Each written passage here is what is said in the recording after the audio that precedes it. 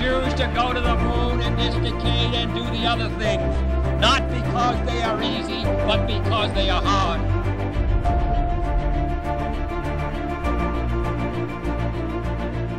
I have a dream. My poor little children one day live in a nation where they will not be judged by the color of their skin, but by the content of their character. I have a dream today. Joker qui va frapper la tête de Zidane. Le but du double.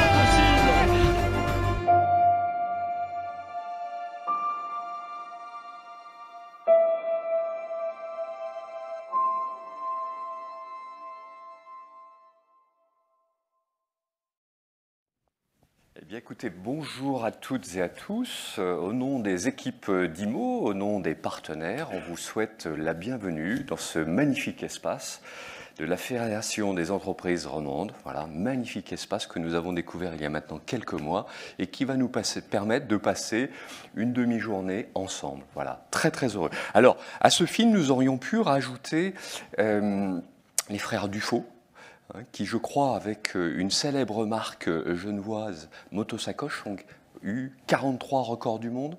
C'est bien ça? Je ne me trompe pas? Ou encore Bertrand Piccard, avec Solar Impulse, il aurait pu être présent dans ce film. Voilà. Alors, bienvenue à vous. Donc, je suis Jean-Paul Genouche, je dirige le groupe d'IMO Software.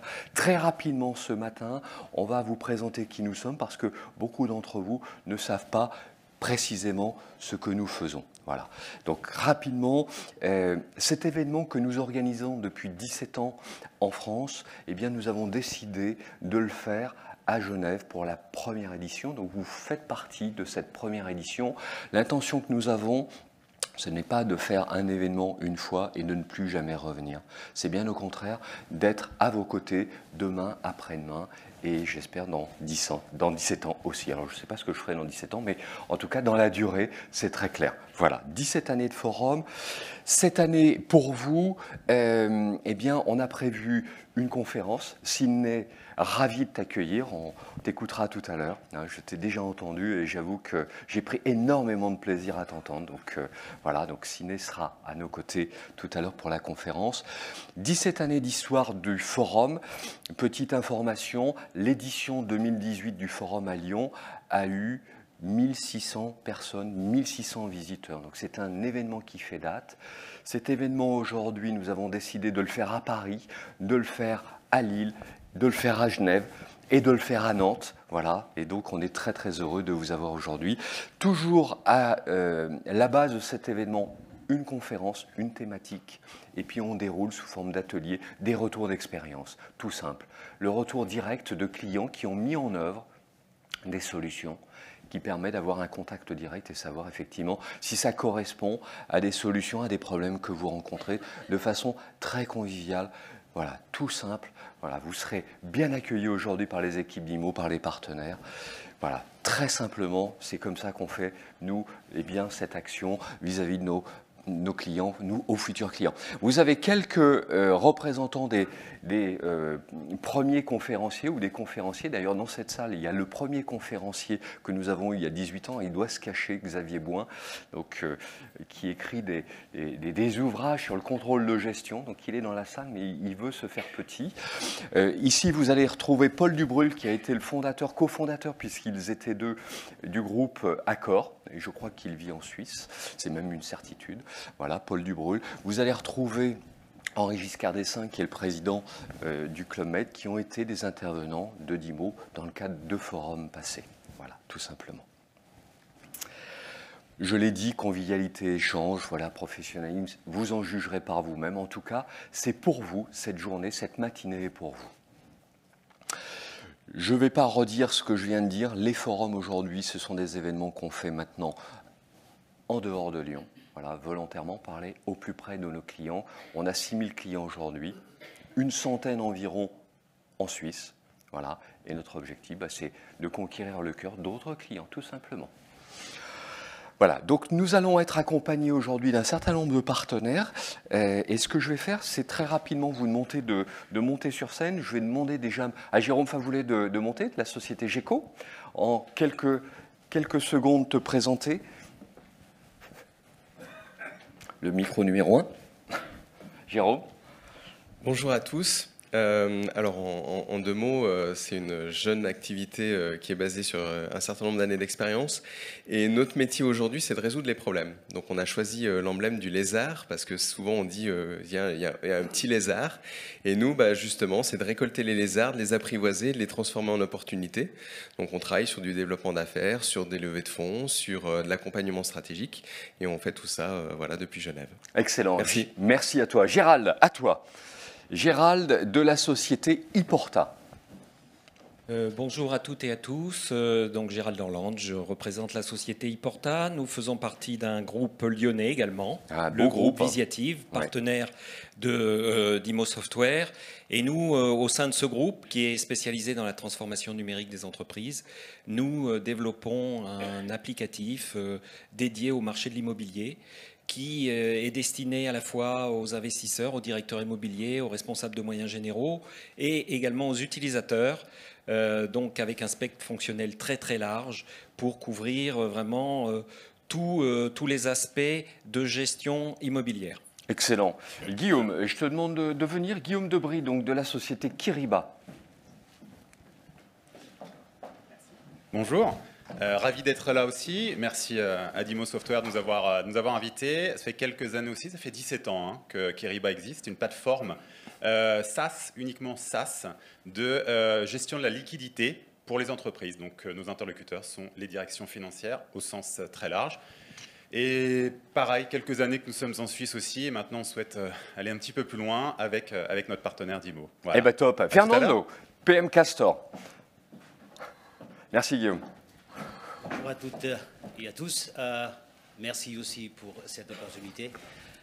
Directeur général de la société PM Castors, une société active dans le facility management sur Genève, essentiellement sur le canton de Genève, au service des entreprises, au service des bâtiments, dans la gestion quotidienne des infrastructures. Excellent. Stéphane, si tu veux nous rejoindre. Merci Fernando, merci.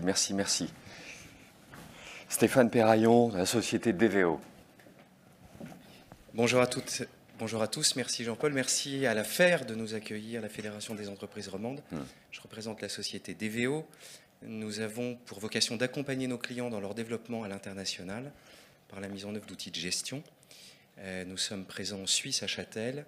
Le groupe fait 10 ans cette année. On est présent par ailleurs en France, aux Pays-Bas, en Espagne, en Roumanie, en Slovaquie. Et on a une longue histoire aux côtés d'Imo et on est ravis de faire cette première et ce baptême ici à Genève. Excellent. Jean-Charles, si tu veux me rejoindre. Jean-Charles a une particularité, c'est qu'il a été collaborateur d'Imo avant de travailler chez Swisscom. Jean-Charles. Merci Jean-Paul. Bonjour à tous. Merci Jean-Paul, merci Dimo, merci l'AFR de nous accueillir. Alors, à titre personnel, c'est effectivement pour moi un événement que je revis, puisque j'ai participé au premier forum à l'époque sur Lyon. Et puis aujourd'hui, on est ravis d'accompagner Dimo pour cette première, qu'on souhaite renouveler à de nombreuses reprises dans les prochaines années.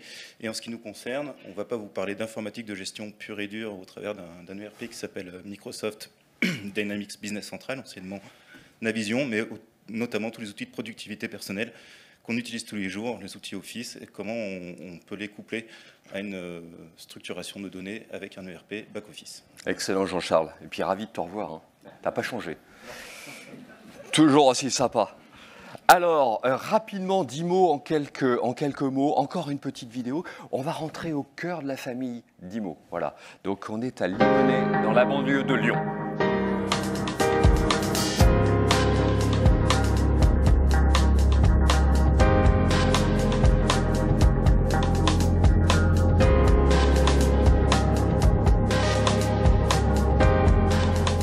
Dimo Software, historiquement Dimo Gestion, a été créé par 6 associés. Aujourd'hui, nous comptons environ 400 collaborateurs pour un chiffre d'affaires de 41 millions. Alors, Dimo Software aujourd'hui est éditeur de logiciels, c'est à peu près 60% de notre activité, intégrateur de logiciels. On sert aujourd'hui plus de 6000 clients. Ces clients sont des PME, des entreprises et des grands groupes, mais aussi des administrations. On est présent aujourd'hui dans 100 pays à travers des distributeurs et 2 entités qui sont 2 filiales à Madrid et au Canada. Canada, dernière entité créée qui a vocation à servir l'Amérique du Nord et l'Amérique du Sud.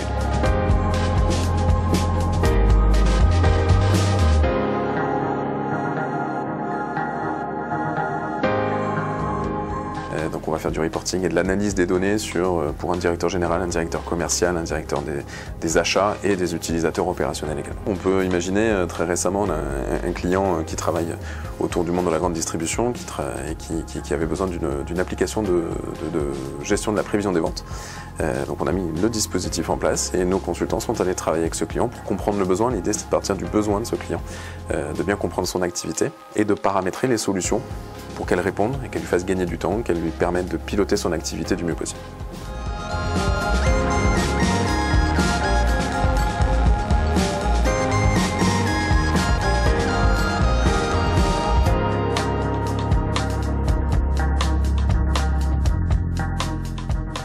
Une fois que la solution a été installée chez le client par le service consulting, si le client a besoin d'aide ou a une question sur son paramétrage, il peut contacter notre service support. Et c'est là que nous intervenons. Car notre rôle, c'est de satisfaire le client et de pouvoir lui apporter un conseil ou une solution adaptée à son besoin. Pour satisfaire le client, nous utilisons des méthodes agiles.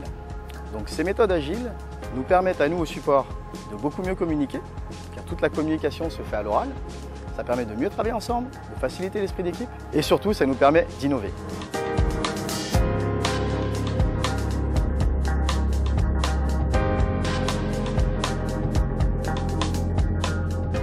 On a créé il y a quelques années une cellule transverse d'innovation qui permet d'intégrer de l'intelligence artificielle, de l'OCR, qui permet d'intégrer toutes ces nouvelles technologies dans nos solutions. La plus belle illustration, c'est sur Nautilus, où on a allié l'intelligence artificielle et la capture d'images des justificatifs de notes de frais. Ainsi, nos 2 millions d'utilisateurs ne vont plus avoir à saisir leurs notes de frais.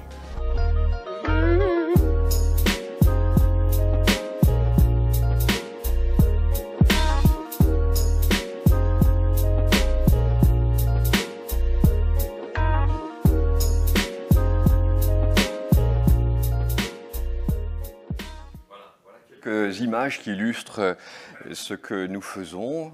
Les données chiffrées, on va passer très très vite, vous les avez eues. Une chose, 2 millions de personnes aujourd'hui utilisent nos solutions et notamment les solutions Nautilus, notes de frais voyage, etc. Mais pas que. Voilà, très rapidement nos métiers. Voilà, donc on est souvent connu sous le nom de Nautilus pour les notes de frais et les voyages. DIMO Software est la marque chapeau de toutes nos activités. Nautilus, c'est la solution la plus utilisée. Donc souvent, quand on fait un dîner en ville, on a un pote, il me dit « Ah ben moi, mes notes de frais, je les fais avec Nautilus. » Et c'est toi, Nautilus? Ah ben ouais, c'est toi, ok. Voilà, donc cette partie-là traite les voyages. DIMO-Mint, c'est une entité qui va traiter de la GMAO. Alors encore un acronyme. Gestion de maintenance assistée par ordinateur. Donc j'ai un bâtiment, il faut que je maintienne ce bâtiment. J'ai un hôpital qui est un bâtiment, mais avec du biomédical, même chose, il faut que la maintenance soit faite sur toute l'instrumentation. J'ai une usine ou des usines, un petit verre d'eau peut-être pour monsieur. Donc il faut que je puisse faire en sorte que mon usine n'ait pas de rupture dans la chaîne de production, puisse fonctionner. La maintenance, la GMAO, ça sert à ça. Alors j'ai vu que c'est passé, voilà, très rapidement. Sur la partie indicateurs, mise en place d'indicateurs, on va être ici avec 3 marques qui sont IBM Cognos, ClickView, Stambia, et puis Microsoft pour la partie Power BI. Donc c'est la mise en place d'indicateurs de pilotage dans les entreprises, quels que soient les systèmes sources. Ça peut être du SAP, ça peut être ce que vous voulez. À partir du moment où il faut piloter, eh bien, je peux extirper les données et faire des KPI, des indicateurs de pilotage. La partie GED, donc avec Visiative et DocuWare, on a parlé de Visiative tout à l'heure, et puis je vais passer rapidement sur la partie CRM avec 2 offres, la partie Yellowbox qui est notre propre solution pour les PME, et puis Salesforce qui est un nom connu mondialement, qui permet effectivement de couvrir des besoins de groupes plus importants. Sur la partie processus financier, on va couvrir le cash. Donc, on a évoqué tout à l'heure la partie alors, gestion de trésorerie, donc la partie Kyriba, donc on est représentant de Kyriba. On a nos propres solutions en amont qui sont des solutions de recouvrement de créances avec une solution qui s'appelle Cash on Time, donc faire rentrer le cash avant de le gérer. Voilà. Les traits, c'est-à-dire faire en sorte qu'il puisse y avoir une correspondance entre les factures qui me sont dues et les règlements qui arrivent, parce que c'est souvent une douleur dans beaucoup d'entreprises. On n'a pas fait le lettrage et on appelle des gens qui ont déjà payé grillé, hein, donc le recouvrement avec un mauvais lettrage, ça donne une catastrophe. Et puis une fois que j'ai le cache, je vais le gérer avec Kyriba notamment. Voilà. Ensuite, sur la partie flux, notamment dématérialisation des documents, on va parler de dématérialisation de documents de type facture, notamment facture fournisseur. Là, on va faire des process qui vont permettre de reconnaître des documents papier pour transformer en flux électronique et faire un workflow pour le bon à payer et le lettrage dans la partie comptable. Voilà. Voilà pour nos solutions. J'espère que je n'ai rien oublié. En tout cas, il faut qu'on aille très vite pour cette première partie qui est présentation, passer à la conférence.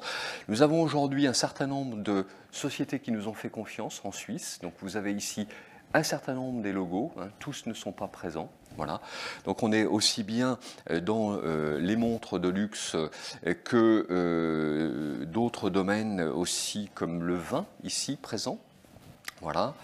Des sociétés de toute taille.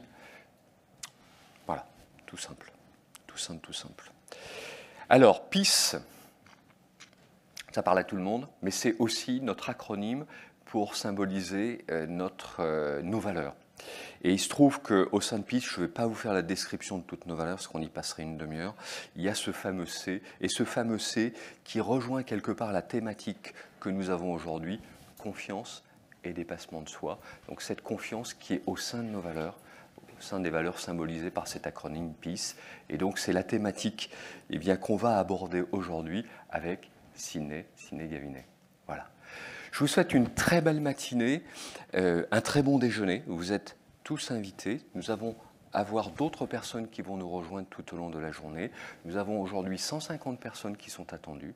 Donc pour une première, nous sommes très heureux de vous avoir aujourd'hui. Très, très, très heureux. Merci de votre participation. J'espère que vous prendrez beaucoup de plaisir. Et les équipes sont à votre disposition pour répondre à toutes vos questions. Voilà, très belle journée. Sidney. Merci.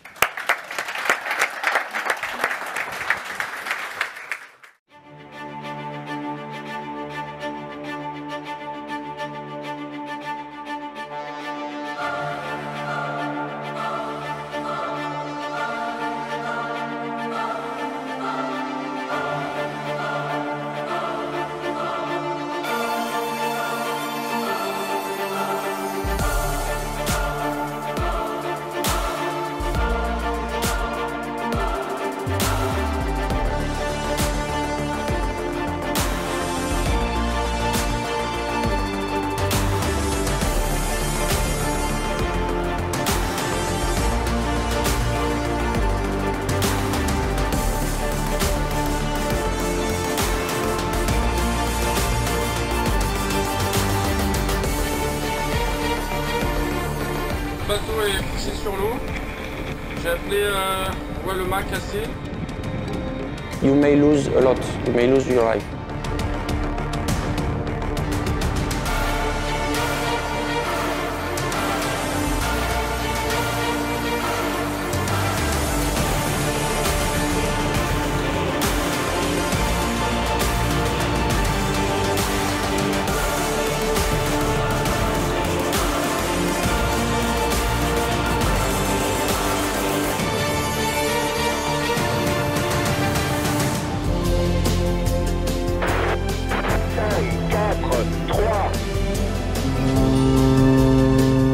Il y a le bateau joyeux, il y a les cafés joyeux, et tout ça c'est le même combat, quoi. C'est la même force, c'est la même énergie. Moi j'ai le sentiment de faire partie d'un tout, de faire partie d'une aventure collective, de n'en être qu'un élément, et que tous les éléments sont importants.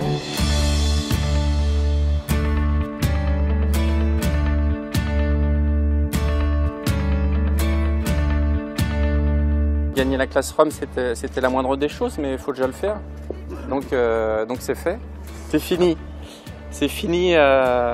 C'était bien. C'est vrai que je n'ai fait que ça toute ma vie, quoi. Je n'étais que marin professionnel, coureur professionnel. Je suis assez fier de moi, je suis assez fier de le faire. Je suis très enthousiaste pour la suite. Et donc je suis très content de finir sur une belle note. Bravo, merci à vous.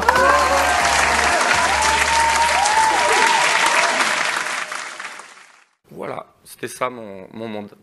Et en fait, à la fin, là, quand je dis je suis fier de moi, en fait, je ne suis pas fier de moi de cette victoire, parce qu'effectivement, cette dernière course, c'était une victoire pour les Cafés Joyeux, où je vais être obligé de faire une petite parenthèse. Mais je suis très fier de moi d'arrêter, de me dire, de stopper une vie où je n'ai fait que ça, que la même chose toute ma vie, d'être en passe d'y arriver. Là, c'est d'être devant vous, pour moi, c'est un bonheur, parce que d'être devant vous, c'est que je suis en train d'y arriver. Et voilà, et en fait, la fierté, cette fierté-là, c'est une fierté vraiment que je partage avec moi-même. Et en fait, là, ça y est, j'ouvre la porte du thème de la confiance en soi, qui a confiance en soi. Enfin, je vais vous en parler, mais comme les dernières images, c'était sur la route du Rhum et les Cafés Joyeux. Les Cafés Joyeux sont des... je suis obligé de faire cette petite parenthèse, parce que je suis ambassadeur à vie. Ce sont des coffee shops. Pour l'instant, il y en a à Rennes et Paris. Et là, ça va. Le prochain, il y en a un qui va ouvrir à Lyon, à Lille, je ne sais plus où, à Bordeaux. Et en fait, ce sont des coffee shops dont les gens qui servent ou qui font à manger sont porteurs de handicap cognitif, c'est-à-dire autisme ou trisomie, des choses comme ça. Et donc c'est un ami à moi qui a lancé, c'est une SARL, c'est pas une association, c'est un but non lucratif, c'est une SARL qui veut faire des bénéfices, mais qui veut faire des bénéfices pour les garder dans les Cafés Joyeux, pour en ouvrir d'autres, qui marche beaucoup avec l'énergie des gens qui veulent aider. Et donc pour moi, cette dernière course, je la faisais bénévole, il y a beaucoup de forces bénévoles autour de tout ça. Et si vous voulez apporter, si vous grattez la tête pour comment apporter du sens dans mon entreprise, eh ben, il y a une offre entreprise, donc vous pouvez prendre une machine à café de chez Joyeux, joyeux.fr, vous pourrez regarder. Et comme il se passe beaucoup de choses autour de la machine à café, c'est une bonne façon d'amener du sens, d'amener des discussions sur toutes ces choses-là. Donc je vous redis, franchement, vraiment, j'aimerais beaucoup que vous me coupiez. Je vous présente ma femme, ma fille, c'était il y a un petit moment, maintenant la petite elle a 20 ans. Donc ça c'était il y a une quinzaine d'années à Cape Town en Afrique du Sud pendant une escale d'une course autour du monde. Et en fait j'ai pris cette photo parce que donc moi j'ai beaucoup réfléchi à la confiance en soi sur moi. Et en fait mon raisonnement, où j'en suis en ce moment, c'est qu'à partir du moment où on sort du ventre de notre maman, on est tout de suite en recherche de reconnaissance. On veut, je veux dire, nous sommes tous très particuliers, mon histoire est très particulière, mais chacun est très particulier, mais nous sommes des hommes et des femmes. Et en fait, on sort tous du ventre de notre mère, a priori, et effectivement, tout de suite, on recherche la reconnaissance. Alors en fait, c'est important pour deux choses. C'est important pour celui qui recherche la reconnaissance, et c'est important pour celui qui, potentiellement, peut l'apporter. Et à quoi elle sert un moteur commun? C'est parce qu'en fait, je pense que souvent, c'est aussi très classique, je pense qu'on est drivé par cette recherche de connaissance. Donc on va... alors parfois c'est positif, parfois ça nous emmène dans des chemins qui ne sont pas les nôtres, le nôtre, mais si la reconnaissance qu'on recherche, c'est celle de son père ou de sa mère, on a toujours un des deux qui va être... ou quelqu'un qui est hors du père et de la mère, mais c'est quand même classique. Il se trouve que pour moi, c'était mon père, ce héros. Moi, je voulais la reconnaissance de mon père. Et en fait, d'un côté, c'est primordial parce que c'est le moteur. Et d'un côté, c'est très dangereux parce que ça peut nous emmener, on veut chercher la reconnaissance de quelqu'un, en fait, en s'imaginant ce que lui va apprécier ou ce qu'elle va apprécier.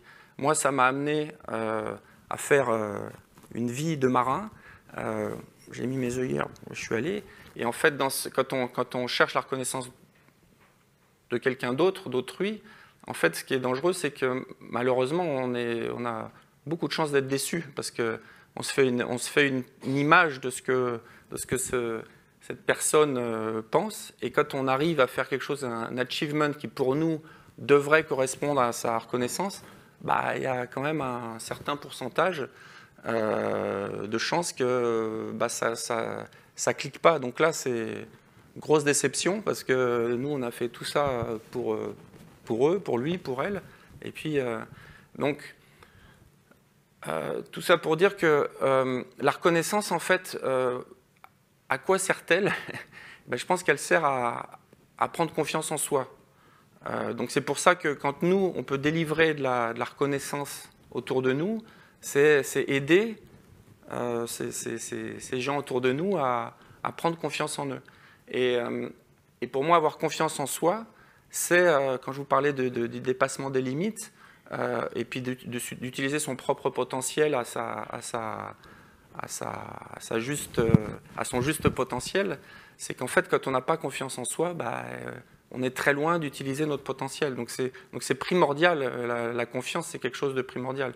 Donc, il faut le penser pour soi, mais en tant qu'aidant autour de nous, exprimer de la reconnaissance pour aider l'autre en face à prendre confiance en lui, je pense que c'est vraiment c'est important. Au bout du compte, il n'y a qu'une reconnaissance qui compte, c'est la reconnaissance qu'on a nous-mêmes de nous-mêmes. C'est ce que je pense. C'est pas...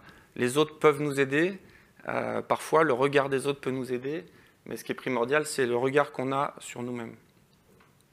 Donc moi, vous avez compris que la reconnaissance, effectivement, je l'ai cherchée pendant des années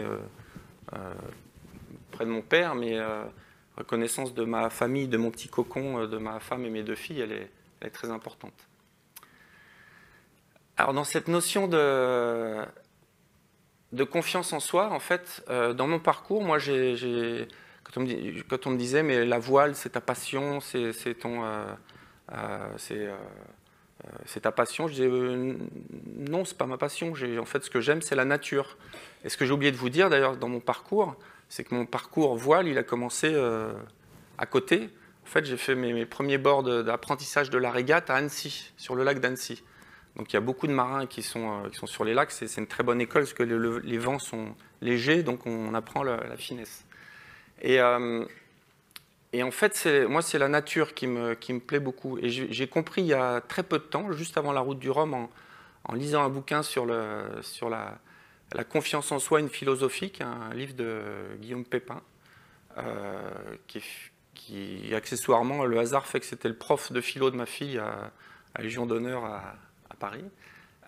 Et en fait, il explique, j'ai compris pourquoi j'aimais la nature, que quand on regarde un paysage, donc ici c'est super parce qu'il y a des très beaux paysages, quand on regarde un paysage ou éventuellement de l'art, et qu'on dit c'est beau, en fait, dire c'est beau en regardant quelque chose, c'est les prémices de la confiance en soi. Quand on s'autorise, parce qu'en fait dire c'est beau, c'est un jugement.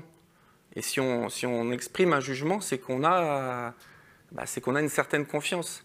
Et en fait, dire c'est beau en regardant un paysage, il n'y a aucun KPI, à part la connexion avec soi, avec son cœur et avec la nature. Et dire c'est beau, en fait, il faut s'appuyer dessus. Quand on s'autorise, quand on regarde un paysage ou quelque chose d'inutile, je mets entre guillemets, hein, comme l'art, en fait, on ouvre la petite porte de la confiance en soi. Et donc j'ai compris pourquoi moi j'aimais la nature, parce que j'ai compris qu'en fait, la nature était me nourrissait pour un accès à moi, à mon propre potentiel. Est-ce que vous me comprenez? Bon, n'hésitez pas. Hein. Voilà, et donc j'étais très content de comprendre ça récemment, là, en fait.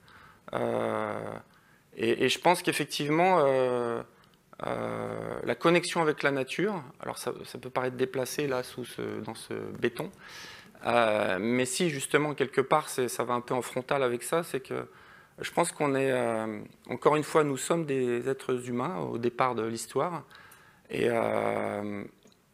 la connexion avec la nature, je pense, pour la confiance en soi, elle est très importante. Marcher pieds nus dans un pré ou dans un...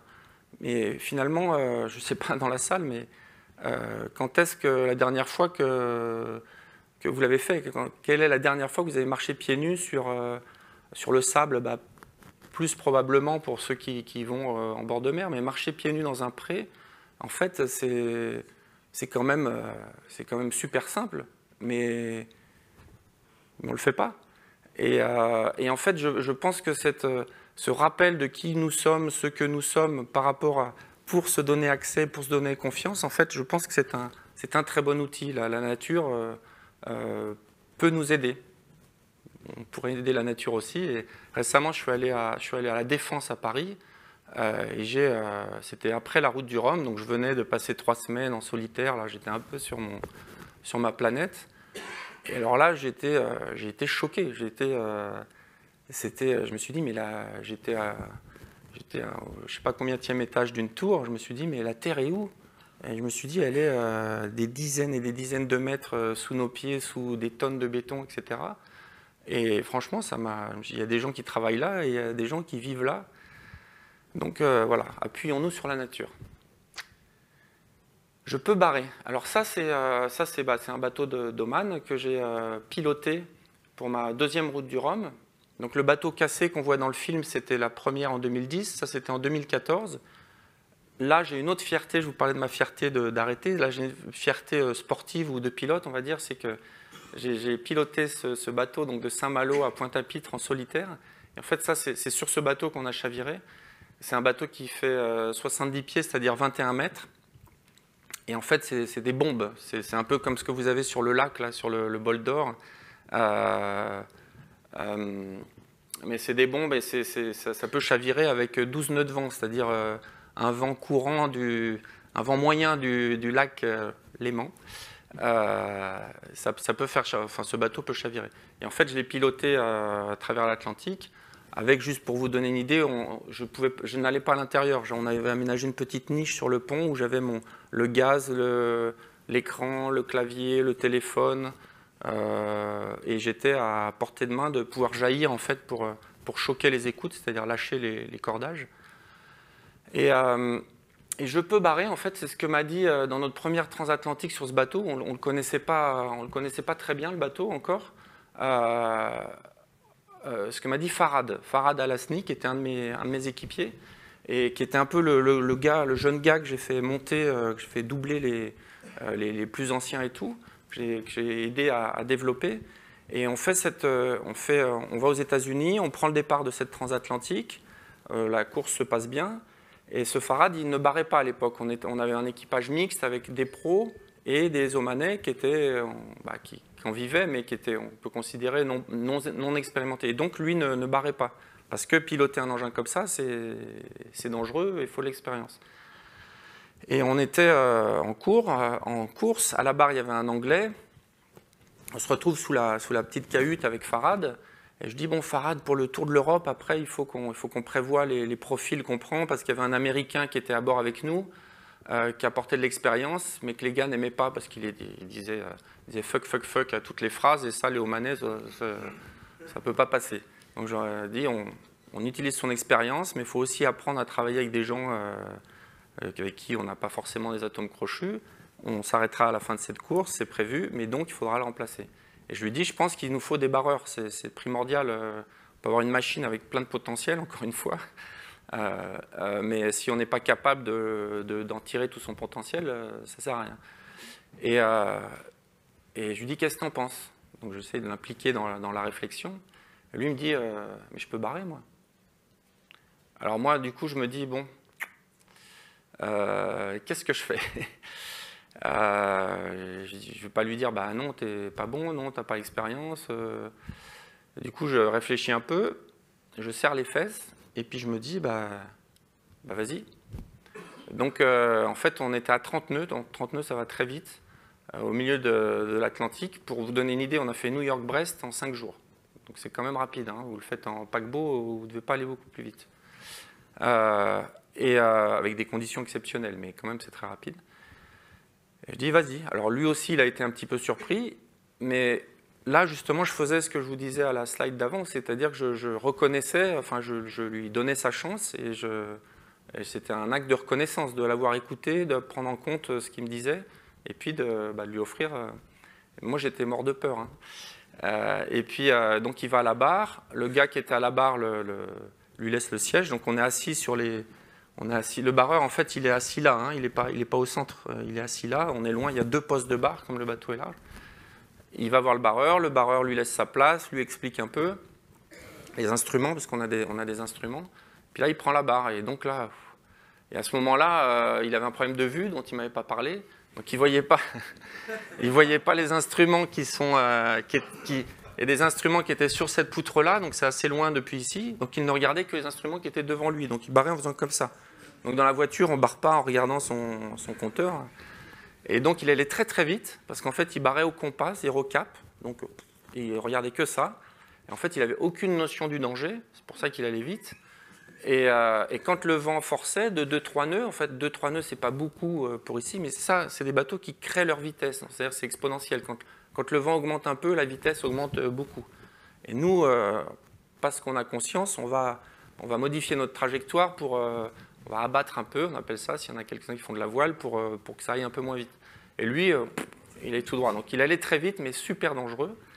Mais bon, voilà, pour moi, c'est dans le contexte de la confiance, parce que lui me demande de lui faire confiance. Moi, je suis content de moi parce que j'ai su lui faire confiance. J'ai eu peur, j'ai pris un risque. Hein. Là, j'ai vraiment pris un risque. Je peux, 9h33, je peux prendre le contre-exemple. Quelques années avant, sur un des bateaux que vous avez vu dans le film, sur Puma, un monocoque. Donc là, c'est des courses en équipage. On était là aussi, mais on était une douzaine à bord. Donc c'est un skipper américain. Moi, j'étais chef de quart. Donc il y a le skipper, il y a 2 lieutenants, on va dire. Chef de quart, c'est, on va dire, les chefs opérationnels. C'est ceux qui sont chargés sur le pont de faire marcher la machine. Et là, depuis toutes les 6 heures ou les 3 heures, on avait la position des autres bateaux. Et depuis environ 12 heures, on perdait un nœud sur 2 bateaux Ericsson. Et donc là, un petit peu agacé, énervé, je monte sur le pont, on y va. Et on a des conditions dantesques derrière un front avec une houle. Et le bateau allait très très très très vite.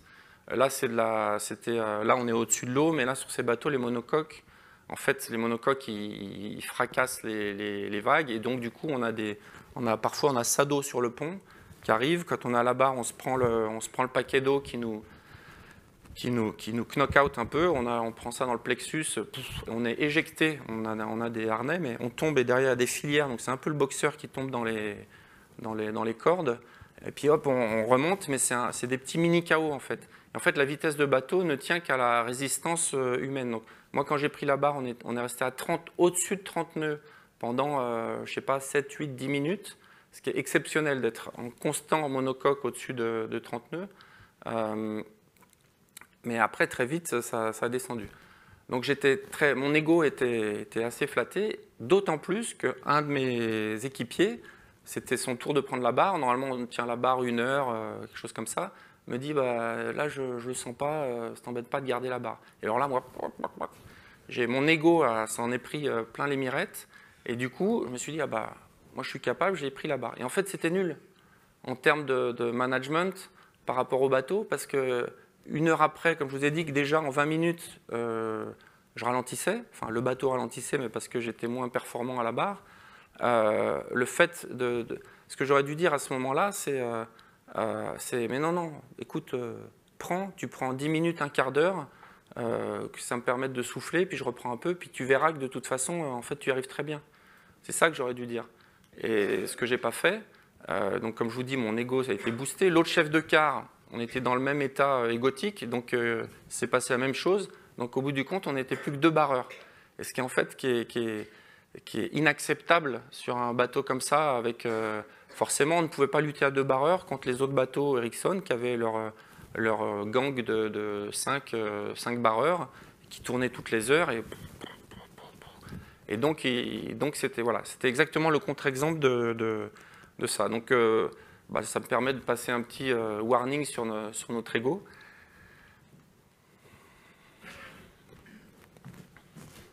La machine. Ah, j'ai éteint la machine. Du coup, je vais faire comme ça. Voilà. Alors ça, c'est le bateau que j'avais sur la route du Rhum en 2010. Donc 100 pieds, ça fait 33 mètres. Et en fait, ce qui est amusant dans cette histoire, c'est que quand Oman m'a proposé, et puis moi après, nous sommes proposés, en fait, ça c'est un géant des mers. Moi, quand j'étais sur le lac d'Annecy, en fait, les gens qui m'inspiraient, c'était Rigidel, William Saurin, Artaud, tout ça. Et en fait, le William Saurin de Eugène Rigidel, par exemple, c'était un bateau que pour moi, c'était un géant des mers. Moi, j'étais sur mon petit laser en plastique. Mais en fait, il était plus petit que ça. Donc, c'était fou quand je me suis retrouvé au départ de me remettre, tiens, mes héros, et puis de m'apercevoir qu'en fait, j'étais sur un engin plus gros que ce que je me souvenais dans ma mémoire. Et donc, à ce moment-là, je me retrouve là-dessus. Mon expérience du multicoque, donc plusieurs coques, c'était seulement le Tornado qui était le catamaran olympique, donc c'est un bateau qui fait 6 mètres de long.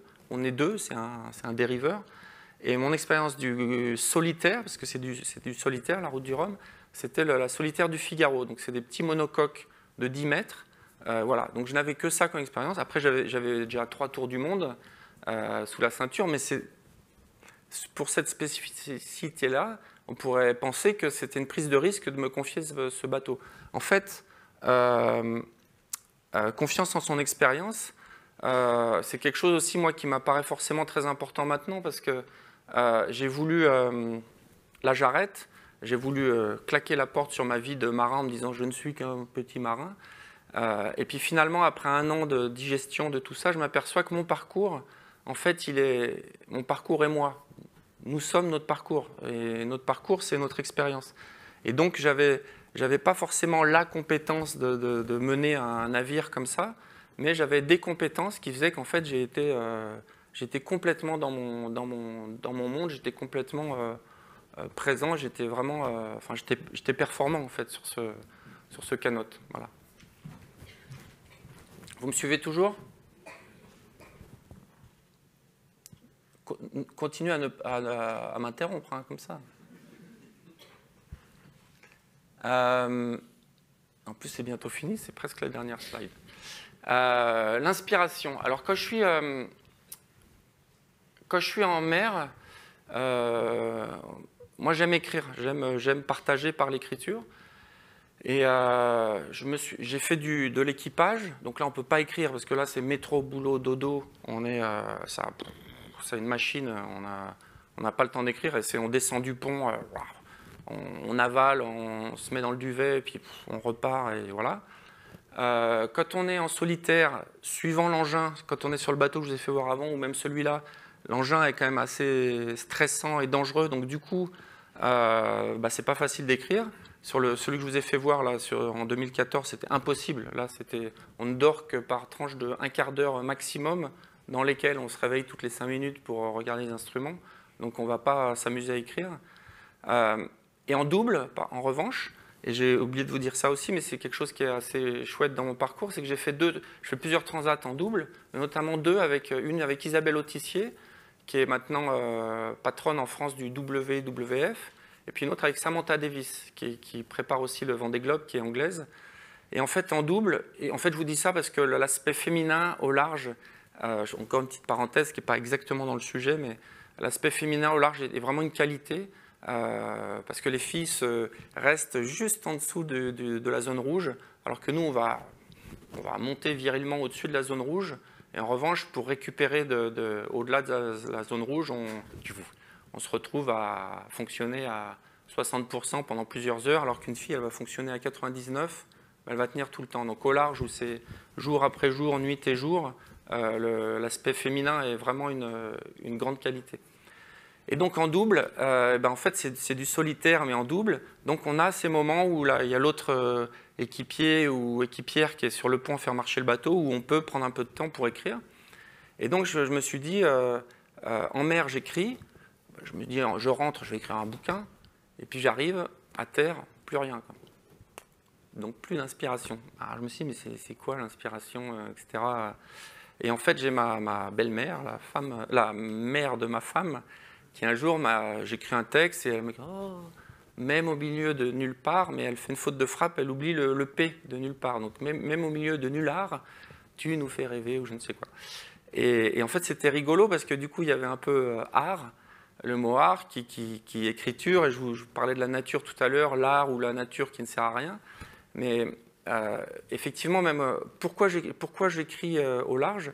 Parce que quand on monte sur un bateau, la chance de partir en solitaire ou en double, c'est que tous les filtres qu'on se trimballe, en commençant par le téléphone portable, les factures de... je parle que de la maison, hein, je ne parle même pas de la gestion d'une entreprise, mais les factures qu'il faut régler, les papiers, les enfants à l'école, les machins, tous les trucs compliqués de la vie, en fait, on monte à bord, clac, ça reste pouf, derrière. Donc en fait, on enlève ces couches, ces manteaux qui sont pour moi des filtres, et qui sont des filtres pour en fait avoir accès à soi. Et donc du coup, l'inspiration, pour moi, c'est simplement être connecté à soi. Et c'est pour ça, quand on va regarder un tableau en disant ça ne m'inspire pas, c'est peut-être parce qu'il y a des bons et des mauvais tableaux. Peut-être que le tableau, quand il a été peint, la personne n'était pas connectée à elle-même. Peut-être. Ou alors, en tout cas, cette connexion a une résonance en nous. Mais pour moi, l'inspiration, c'est vraiment oui, c'est se connecter à soi. Et donc, là, on est complètement dans le thème de confiance. C'est que, pour moi, c'est primordial. Et c'est sûr que le piège de ce que nous sommes tous, mais ce qu'on est d'autant plus quand on gère des grosses machines, c'est de se faire prendre par le rouleau de notre grosse machine et de s'oublier soi. Et en fait, quand je vous parlais de performance et puis d'ouvrir le spectre, d'avoir une performance globale, je pense que le soi, il est confiance en soi. Le soi, il est primordial. On ne peut pas être performant si on est déconnecté de soi. Je pense qu'on a notre potentiel, il est pas ailleurs qu'en nous. Je peux pas être. Il me semble que ça ne peut pas être plus évident que ça. Notre potentiel, il n'est pas à l'extérieur de nous, il est en nous. Donc, c'est très aisé de se faire happer par notre propre machine qu'on a créée, qu'on a peut-être créée tout petit puis qu'on a fait grossir, de se faire happer par la machine, par les systèmes. Ce n'est pas une critique du système ou des systèmes que je fais, mais c'est le processus de se faire happer par... on est débordé. Pour moi, d'être débordé, c'est peut-être facile de dire ça de ma part, peut-être provocateur, mais on s'autorise d'être débordé. Mais si on gère les priorités correctement, on ne doit pas être débordé. Il faut élaguer. Il y a des choses qui sont importantes, des choses qui le sont beaucoup moins. Et ce qui est important, c'est la connexion à soi. Et se mettre dans un état de débordement, accepter d'être dans un état de débordement, c'est pas bien. Enfin, je sais pas. Est-ce que quelqu'un veut me chauffer là-dessus? Non? Allez-y. Je suis d'accord avec le constat, mais ça me perturbe un peu par rapport à quelque chose que vous avez dit tout à l'heure. Ouais. Pour moi, le marin qui finit dans les cordes, ouais. Quelque part, il a été un petit peu débordé. Ah oui, je suis d'accord. Mais s'il ne prend pas ce risque-là, je ne suis pas sûr qu'il arrive à gagner. Et du coup, est-ce que des fois, on n'est pas obligé de se laisser déborder pour arriver à obtenir certains niveaux de performance? Moi, là, je suis catégorique. J'aime bien vraiment votre question, mais il se trouve que dans l'exemple où il finit dans les cordes, où il se fait déborder, je vous ai dit, dans ce moment-là, c'est mon ego qui était nourri. Donc là, j'étais pas performant. Moi, j'avais ma petite gloriette personnelle pendant un petit moment où je suis le roi du pétrole, je maîtrise la bête mieux que personne. Mais sauf que sur le long terme, pour l'équipe, pour le bateau, et puis l'image du bateau, elle est trop facile, le parallèle de l'image du bateau est trop facile à utiliser. Pour le long terme, le bateau, il avançait moins bien, quoi. Il se trouve qu'après cette aventure-là, on a débarqué quelqu'un qui devait être barreur et qui n'a pas été performant. Et c'est une grosse erreur parce que cette personne-là, dans son profil, je vous en parle parce que je pense que ça peut résonner avec la vie, avec certains moments de votre vie. Cette personne-là, c'est une personne qui avait une vraie vision du collectif, du global. Et oui, effectivement, il a été décevant dans sa spécificité de barreur, mais sur le long terme, il aurait permis à l'équipe de faire mieux. Et en le débarquant, en fait, on a enlevé une valeur, d'où l'importance des valeurs. On a enlevé une valeur très importante du bateau, et puis effectivement, pour finir cette histoire, ça a été un petit peu un fiasco. Donc la prise de risque, moi j'en prends, j'adore le risque, hein. Ça me plaît. Quand je viens vous voir, c'est un peu un risque aussi. Mais maintenant, depuis quelques semaines, où j'ai pris confiance et conscience de mes qualités, quand je vous dis que j'ai une fierté, en fait, en ce moment, ces dernières semaines, là, on va dire 2 mois, quelque chose comme ça, je me sens très fort et je suis très fier, mais ce n'est pas une fierté que j'ai envie d'exhiber, même si c'est ce que je fais, mais pour nourrir mon ego, c'est que je me sens fort dans mes bases, comme à n'importe quel sport où il faut être tanké. Je me sens tanké et mes qualités, elles ne sont... je ne peux pas répondre aux problématiques que vous venez essayer de résoudre ici, mais pour autant, j'ai des qualités différentes qui me rendent fort. Et la prise de risque, oui, mais la prise de risque, ça ne veut pas dire se laisser déborder. Non, au contraire, je pense que pour prendre des risques, il faut super bien... la prise de risque en étant débordé, oui, là, je dirais, là, c'est dangereux, ouais. Là, on peut faire le dérapage non contrôlé, mais la prise de risque en contrôlant, en ayant le contrôle sur beaucoup de curseurs, il faut. Allez-y. Allez-y, on s'entend là. Vous m'entendez, oui. Voilà. Ouais. Ce que je vous ai écouté avec beaucoup d'attention, et ce qui m'interpelle, c'est qu'en fait, il faut connaître ses limites, aller quelque part jusqu'à justement ce point limite, au-delà duquel, justement, la prise de risque, elle fait chavirer le bateau. Okay, et en fait, à ce moment-là, il faut jouer entre la maîtrise de soi, la prise de risque, et naviguer un peu dans toutes ces différentes zones sans justement aller plus loin. Ouais. Alors là, j'ai 2 anecdotes qui pour essayer de répondre à votre question, effectivement. Il y en a une, c'est le départ sur le bateau là, qui gîte beaucoup, qui est un engin, le départ de la route du Rhum. J'ai pris un départ exceptionnel. C'est-à-dire que j'ai franchi la ligne dans la seconde du coup de canon. C'était presque idiot pour faire une transatlantique de prendre autant de risques, mais de mon point de vue, je ne prenais pas de risques. J'étais en total contrôle. J'étais calme, le bateau était sur une coque, et les autres, Loïc Perron, Thomas Codeville, Sotebo, ils étaient à 100, 200 mètres, 300 mètres derrière. Et je ne suis pas meilleur qu'eux. Simplement, à ce moment-là, j'utilisais mon potentiel, je pense, très proche de son maximum.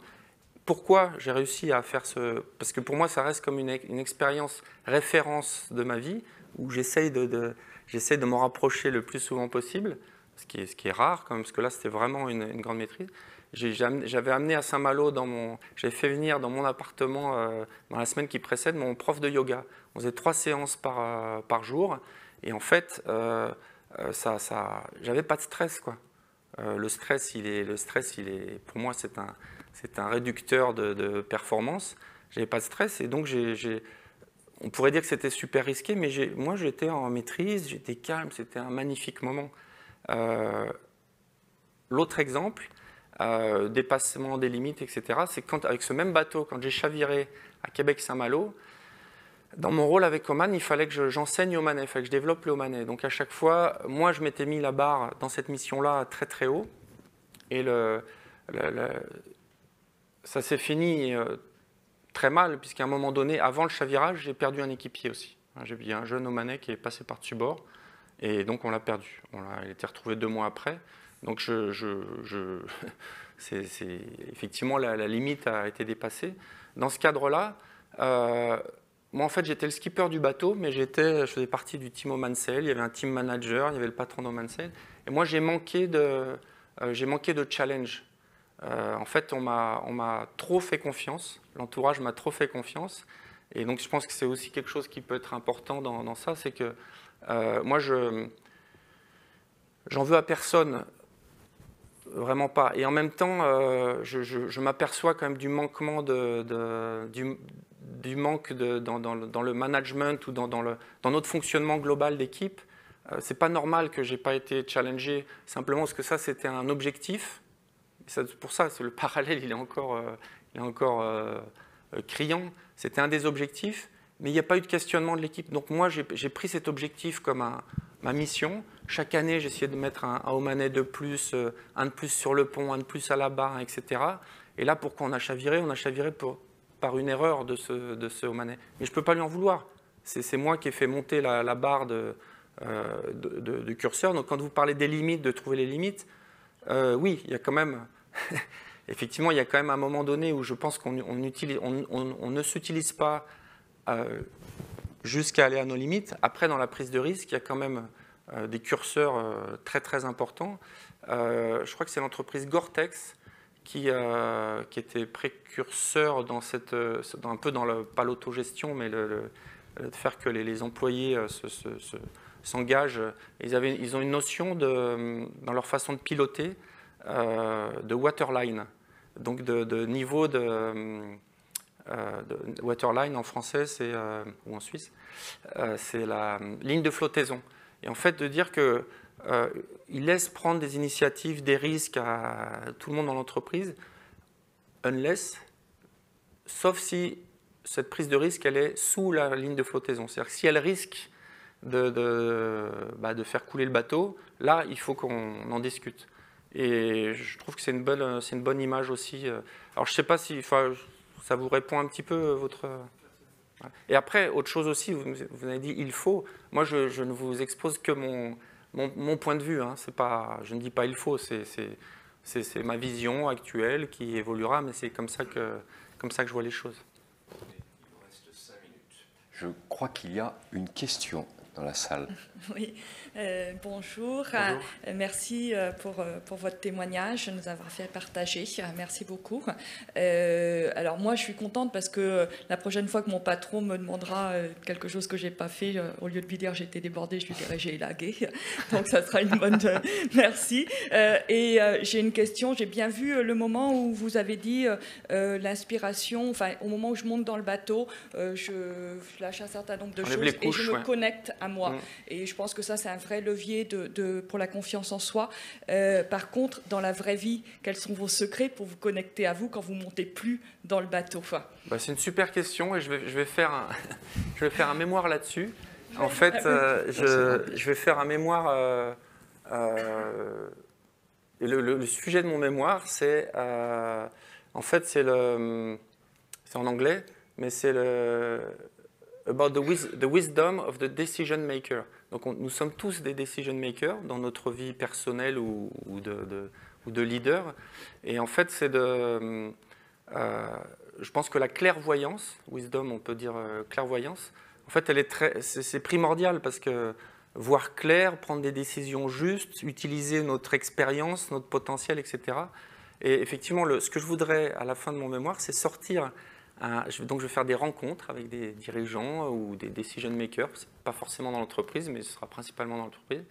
Et à l'issue de ça, je voudrais sortir un petit fascicule de routine, effectivement, potentiellement quotidienne pour s'entretenir. Et pourquoi ça? Parce que quand j'ai fait ma route du Rhum, là, la dernière, où je vous dis, je suis très détaché de l'objectif. L'objectif, c'est un objectif global. Et en fait, j'ai écrasé la concurrence. J'ai archi-dominé. Voilà. Et en fait...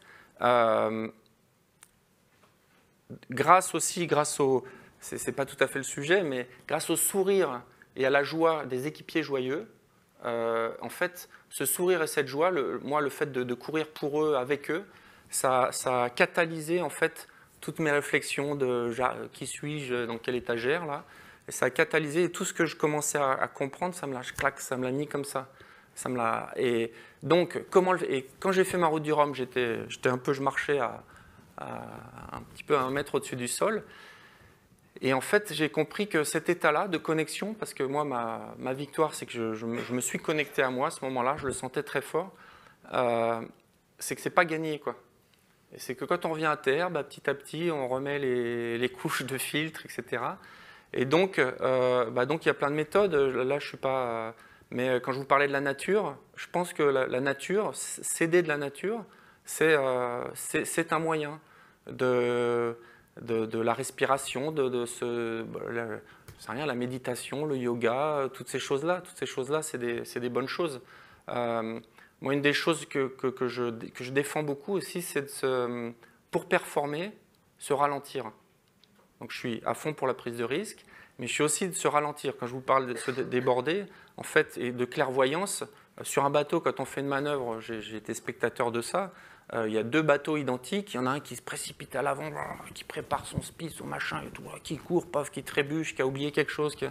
Il y en a un qui ne bouge pas, qui réfléchit, qui va en marchant, qui s'interdit de courir, qui fait les gestes justes, et puis qui hisse son spi en même temps que l'autre. En revanche, quand ils reviennent à l'arrière, celui qui a été à fond la caisse et qui a fini en même temps que l'autre, il a oublié je sais pas, son sac à spi ou il a oublié un cordage. Et donc, il faudra qu'il retourne. Et donc, en fait, le fait de se ralentir, se forcer à se ralentir, c'est aussi, travailler sa clairvoyance. Après, là-dedans, on peut mettre, se faire des breaks de téléphone, c'est basique, mais c'est un peu une évidence. J'ai plus qu'une slide, si je peux terminer là-dessus. Elle est un petit peu longue à lire, mais c'est rigolo parce qu'on n'avait pas du tout... Bon, voilà, c'est pas celle-ci, mais c'est plutôt celle-ci. Donc ça, c'est quelqu'un de connu qui a dit ça. Et en fait, pour moi, ça fait complètement écho à la première phrase de la présentation de Dimo de tout à l'heure. Notre peur la plus profonde n'est pas que nous ne sommes pas à la hauteur. Notre peur fondamentale est que nous sommes puissants au-delà de toute limite. C'est notre propre lumière et non pas notre obscurité qui nous effraie le plus. Nous nous posons la question, qui suis-je, moi, pour être brillant, radieux, talentueux et merveilleux? En fait, qui êtes-vous pour ne pas l'être? En fait, je ne vous dis pas qui a dit ça, je vais vous le dire après, parce que sinon, il y a un biais. Mais en fait, quand je vous parlais de ma confiance en moi, en mes forces, et je me sens fort, ça touche un peu ça, en fait. C'est qu'effectivement, on se met nos limites, on les tire bas plutôt que de les laisser où elles sont et d'aller vers nos limites. Vous restreindre, vivre petit, ne rend pas service au monde. Et ça, j'adore, c'est pour ça que je l'ai mis en gras. Parce que quelque chose que moi j'adore en ce moment, c'est la notion de contribution. C'est de faire des choses pour contribuer, pas seulement pour faire des choses, mais si on fait notre métier, notre boulot, pour faire l'activité en question, mais que cette activité, elle contribue à la globalité, qu'est-ce que c'est nourrissant pour soi, et qu'est-ce qu'on en devient plus engagé, et qu'est-ce que tous les gens qui sont avec nous viennent dans notre élan encore plus. Il n'y a rien de lumineux à se diminuer pour ne pas inquiéter autour de soi. Oui, nous sommes tous appelés à briller, pas seulement quelques-uns. Et ça, je trouve ça chouette aussi, c'est qu'en fait, on a nos croyances d'enfants où c'est pas pour moi, je suis pas fait pour ça. Mais non, quand on se connecte à soi, c'est ça qui est magnifique aussi, c'est que si vous voulez, le geste, c'est on se connecte à soi, là, à son cœur, à sa force. Là, on découvre une puissance énorme, et en se connectant à soi, c'est le contraire de se rabougrir, c'est soi-même, en fait, cette connexion à soi, c'est aussi une connexion au monde. En fait, c'est la même chose. Je ne sais pas si vous me suivez. Et au fur et à mesure que nous laissons s'éclairer notre lumière, nous donnons inconsciemment aux autres la permission de faire de même. Si nous nous libérons de notre propre peur, notre présence libère automatiquement les autres. Et en fait, c'est pour ça que je ne voulais pas vous mettre de qui c'était, parce qu'il y a un biais, mais c'est Nelson Mandela qui a dit ça dans son discours d'investiture. C'est fini.